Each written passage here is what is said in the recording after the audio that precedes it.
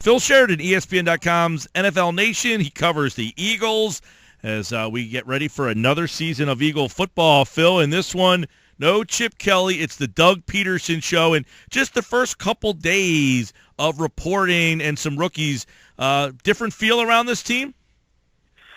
Yeah, there is really. Every year is a little bit has a little bit of the same tone to it. Guys, it's a fresh start. It's like starting a new year of high school, I guess.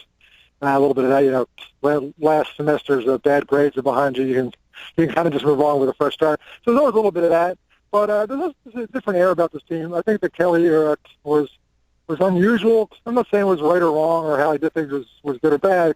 Or I know some players really bought into it and still believe that it would have worked if they had a chance to stick with it. So it's not like everybody hated Chip and they're glad that he's gone. So there's a kind of it's a fresh start. Pederson's doing things in a much more familiar, traditional NFL style way. So for a lot of players, it just feels more comfortable and kind of normal. There's not this sort of odd, we're going to do things completely differently from how everybody else does them. I think they got a little old for some guys. Even guys who kind of liked it at first, I think it kind of got annoying.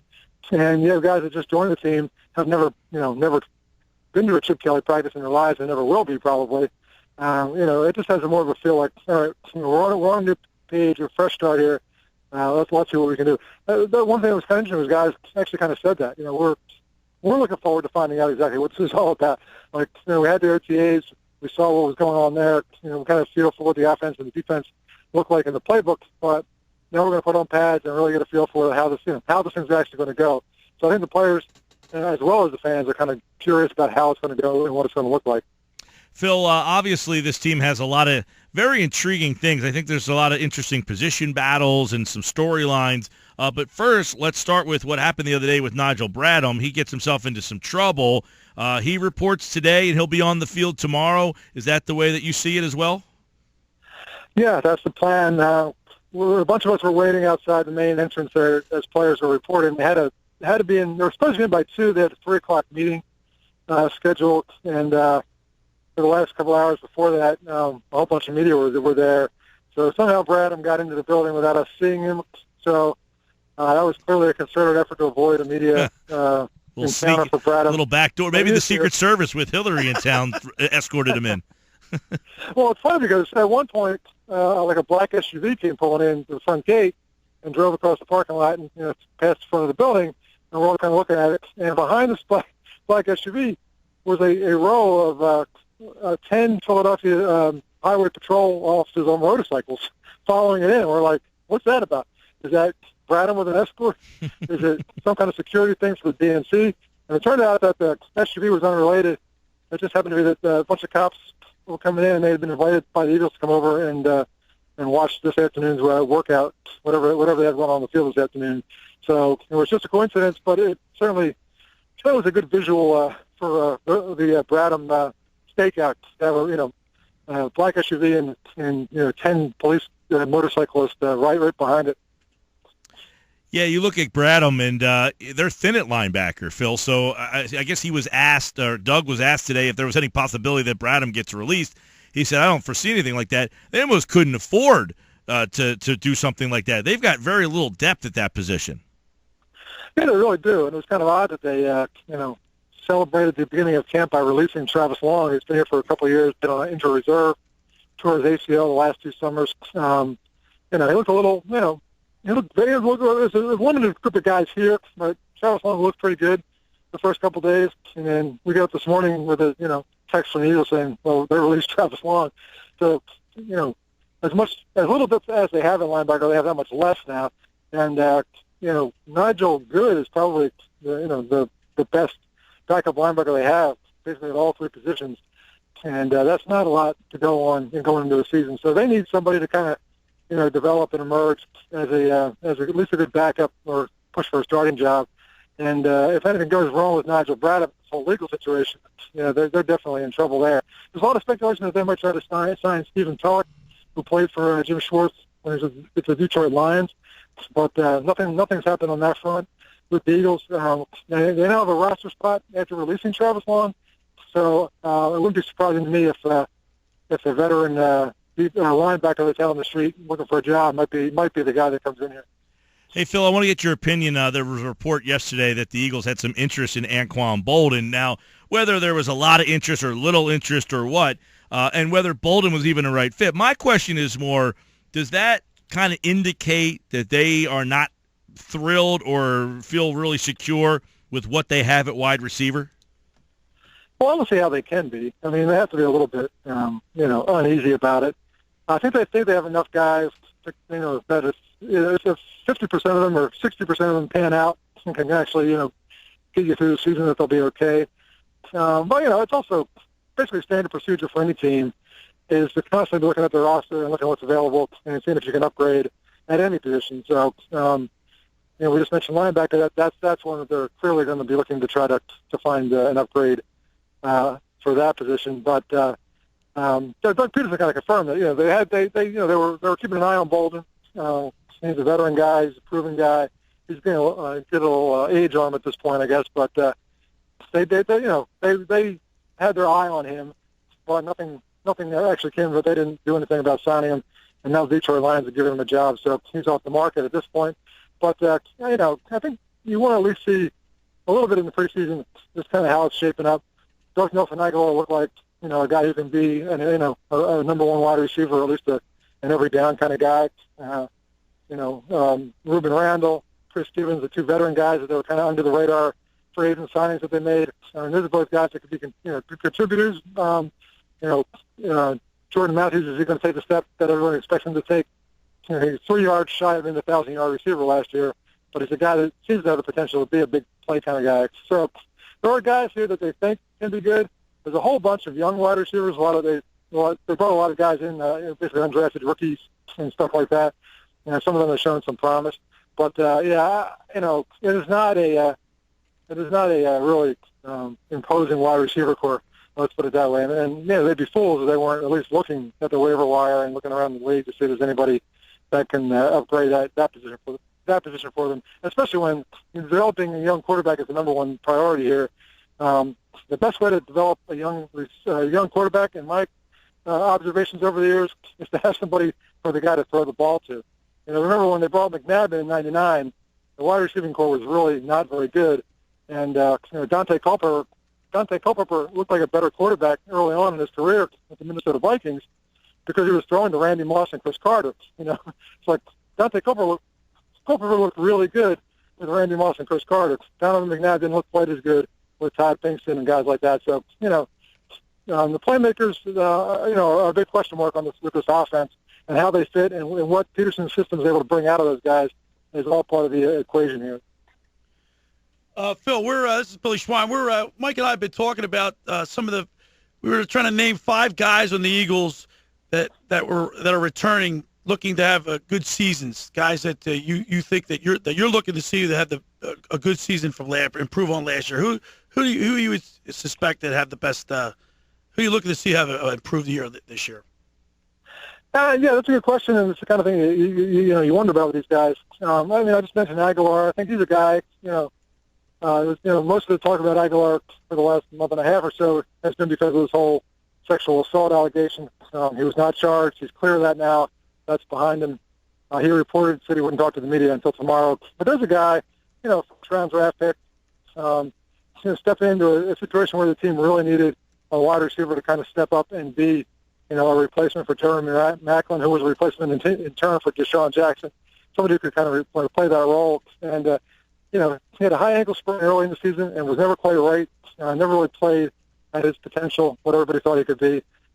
He's looked, a little bit more comfortable in this offense and the way the routes are and the way the whole thing works. It just seems like a more comfortable fit for him during OTAs at least. But there's a guy that if he can really take a step forward and be the kind of player that you think you're getting, with the 20th pick in the draft, that's a guy. Another first-round pick from the year before, Marcus Smith. There's a guy that basically didn't really matter at all the last 2 years. Didn't get on the field, didn't do anything, was not a factor in any way. If he can come out and actually be a player, and they're going to play him at defensive end. And Jim Schwartz's defense is all about getting to the quarterback, being aggressive, letting the guys up front just kind of go, just unleashing them, letting them go after the quarterback on every down. And if Marcus Smith can kind of just get comfortable in that and be good at it, and you can get like the last 2 first-round picks to actually play like first-round picks, that would be a big boon for Doug Pederson going into this season. So I think those are 2 of the guys that come to mind for me. Jordan Matthews, again, he was playing in the slot the last couple of years. He's looked good at it. I mean, he's comfortable there, but, Pederson has kind of said he probably will keep him in the slot to start with. But if he can become an outside receiver, become a bigger playmaker, there's a guy who actually has a ton of potential. He works really hard, great team guy, great locker room guy. So there's a lot of potential in that guy. If they can kind of get it, kind of coax it out of him, obviously that'll be another thing. The other one guy I would mention is Eric Rowe. He started the last 5 games last year after Nolan Carroll broke his lower leg, the bones in his lower leg. He looked fine to most of us. I don't think anybody thought Eric Rowe was a big problem on the defense, but he kind of fell out of favor with the coaches here early on. The new staff coming in, they were using different techniques, different kind of footwork stuff. And he told us today, as he reported that, he just, wasn't really comfortable with the way they want them. They want him to play certain routes, and he never really got good at it during the OTAs. And he worked on it in the last month. And now that the pads are coming on, he has a chance to kind of show what he can do. He's really hoping to kind of get back, on track to be a starting player for them. So there's a couple of guys there that are, interesting guys with potential, guys who have shown signs in the past, but none of them have really quite found themselves as Eagles. And, this is another chance for them to do so with fresh eyes watching them. Yeah, a lot of guys have prove-it type of seasons. Phil Sheridan's with us, ESPN.com. NFL Nation covers the Eagles. And as you write over at ESPN.com, Phil, that Carson Wentz ran the team today, but maybe didn't have a standout day. That's because Daniels and Bradford, who were there, they were not required to practice today. So Wentz really got the chance to get out there and show himself. What have you seen from him so far in just limited play, but being around some of the other younger players and veterans? Is he a guy that, I think the other day Pederson said we want him to be at starter ready, starter level, but maybe not be the starter? Yeah, I mean, Doug basically said, he was asked, what are you trying to do? Where do you want Wentz to be, through this training camp? And he said, you want him to be starter ready. And that was the phrase he used. And the plan is not for him to be the starter. Obviously, that is not what they're trying to do here. But you want him to start feeling like if he's got to go into a game that he can handle himself. You want him at some point. The ideal time to plug Carson Wentz into the lineup is when he's starting to really feel like a little bit, like he's kind of being held back. Like he's ready. Maybe he's a little bit beyond ready to get out there, and it's starting to feel like it's being kind of you're just wasting time on his career. You want to be just about at that point where he's going to sit around, learn as much as he can learn without playing, and he's starting to feel like it's time to go, and he gets a little anxious about it. That's about the right time to make sure he gets on the field. If Bradford stays healthy and Chase Daniel stays healthy, and those guys are in the roles that Pederson has explained, Wentz, the idea is to just keep Wentz going forward and having him ready to go. But at the same time, Pederson said the first day of camp on Monday, he won't roll out, Wentz playing at some point in the season. He said it's not a freshman year. I mean, like a redshirt freshman year for him. It's not the whole season. We'll see how it goes. The plan is for him not to play, but basically you never know. Let's see how he does. So it's going to be interesting to watch and see if Pederson starts to change his tune a little bit. First, it's really hard to gauge what they're doing. Nobody's been bad. It's the defensive players are a little bit ahead of the offensive players in terms of their, they don't have to worry about their timing and all that, and having everything perfect. They can just kind of react to stuff. So defense always looks a little bit sharper in these early days of camp, in my experience. So, the fact that Winston looked like he was really on top of his game the first couple of days, I don't put much into that. I just think it'll kind of come as he gets comfortable with what he's doing, and the players around him get comfortable. And again, once the pads come on, they start to hit. Things get a whole, comes to a whole other level. Somebody said today, one of the players coming in and saying, this game is played in pads. We haven't put the pads on yet. Let's find out when we do what we've got here. So, getting Wentz out there and keeping him comfortable and building his confidence and his knowledge of what he's doing is all part of the same program that's on right now. Phil, we're talking about Carson Wentz. Anything in his delivery? How's his delivery? His mechanics look when he delivers the ball? How does he look to you with his release? I think it's looked better. During OTAs, there were times when it looked a little, he just seemed a little uneven, like sort of inconsistent with how he moved. He just seemed a little. He's like a big guy, kind of a gangly guy. It's a little bit, not the most graceful guy in the way he moves. So at times it kind of like he was, like a young horse, like a colt, just kind of not quite broken in yet, and still sort of, a little over rambunctious in his movements. And his passes seemed to have a bit of a wobble to him, which I think we all wrote about during the OTAs. And he said that was not something that he had really experienced. Didn't really feel like that was a big thing for him, like a big problem. But something he would keep an eye on and try to work on. Since it started, he's looked a lot more just fluid in his movement, a little more under control maybe. And I've not seen that wobbly aspect of his passes. It hasn't been like that. He's been a little sharper. Mostly, he's been a little off on some throws. They had a red zone drill today. He ran the first team. And again, it's not the first team. It's the first team that was here for the first 3 days of camp. So, he ran 5 plays in the red zone. First 4 were incomplete, and they finally got the fourth one to complete. And, 1 for 5 on red zone passes is not what you're looking for from your number one quarterback. So, Bradford has had drills like that where he completes all of them, or, goes 4 for 5 or something like that, because he knows the offense better. He kind of can read the defense a little better, more comfortable with what he's doing. So, Wentz is, it wasn't like he was embarrassing himself. He was, throws were just a little off.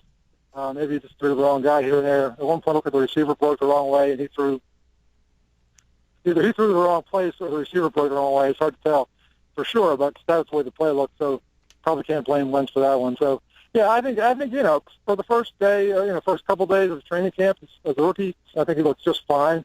But it's not like he's come out and been so smooth and spectacular that you just can't, you can't imagine Sam Bradford playing ahead of him. It's not been like that, but again, that isn't the plan here. The plan is to, ground him in the offense, get him, up to speed, get him comfortable with his teammates, and then at the right time, get him on the field and actually playing quarterback here. And, it's a process, and we're at the very beginning of it right now, but it's going to be kind of fun to watch because he's an interesting guy. He's smart, and, he's a leader. He has a personality of a leader on the field.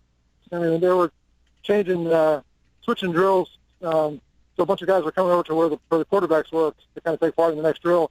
And each guy, as he ran up, Wentz ran over to him, high-fived him, and gave him a little pat on the backside here and there, said something to each guy, just kind of get him rallied, get him going, for some 7-on-7 drill in the third day of training camp. I mean, that's a guy that, players are going to start responding to that kind of stuff. They like that. They like having a guy who's kind of like, okay, let's lead this. And, Bradford's a really, solid guy, a really good player. The players here like him, but he's not that guy. He's not a guy who's going to run out, be high-fiving everybody, slapping guys on the back and, getting them, all geared up to take part in a 7-on-7 drill. He's a quieter, more, laid back sort of leader. But, Wentz has got a different personality, and without Wentz, with Wentz on the field and Bradford and Daniel not on the field, Wentz is kind of able to be more like himself and not be, the rookie with the veterans looking over his shoulder. And I think we saw a little bit of what it'll be like when he's the guy for real on this team.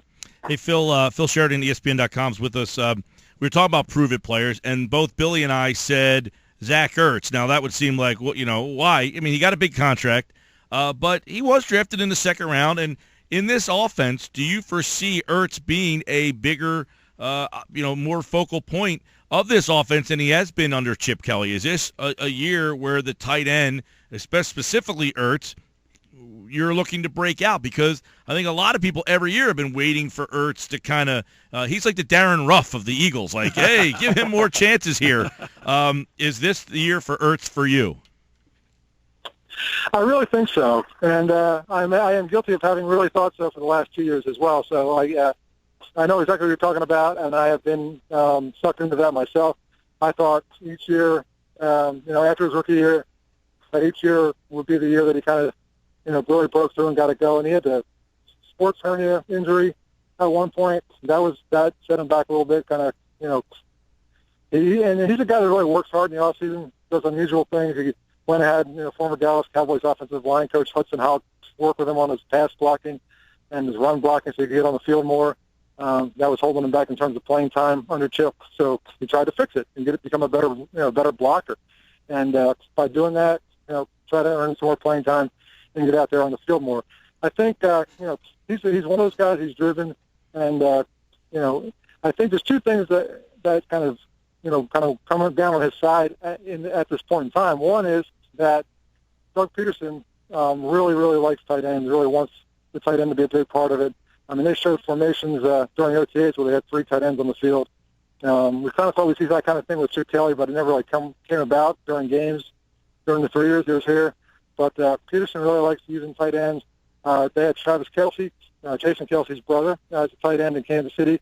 Had put up really good numbers the last couple of years, playing in Doug Pederson's offense and Andy Reid's offense, of course. I do think that is going to, bode well for Zach Ertz. The other thing is that, he was learning a new quarterback, had an injury last year, got comfortable finally in his own body, in the offense. And with Sam Bradford, last 4 games last year, he caught, I think it was 45 passes for 450 yards, something like that. Or it was 35 passes for 450 yards. I get the numbers a little confused in my head there. But, if he had that 4-game segment, if he held that for the whole year, he would have had a Pro Bowl season. So I do think that the potential for Zach Ertz is very high. All signs are pointing to him having a really good year. If he can stay healthy and, this offense can start to run smoothly with all the changes in the new system and everything, I think this could be the year that he finally does break out. All right, tomorrow, first day that all Eagles will be on the field, the first official practice of the Doug Pederson era. And, of course, you can read more about the Eagles and what they've been doing leading up to this over at ESPN.com, NFL Nation, Phil Sheridan at Sheridan Scribe on Twitter, leading up to that first preseason game, August 11th against Tampa Bay here on 97.3. Thanks, Phil. Appreciate it, guys. Take care.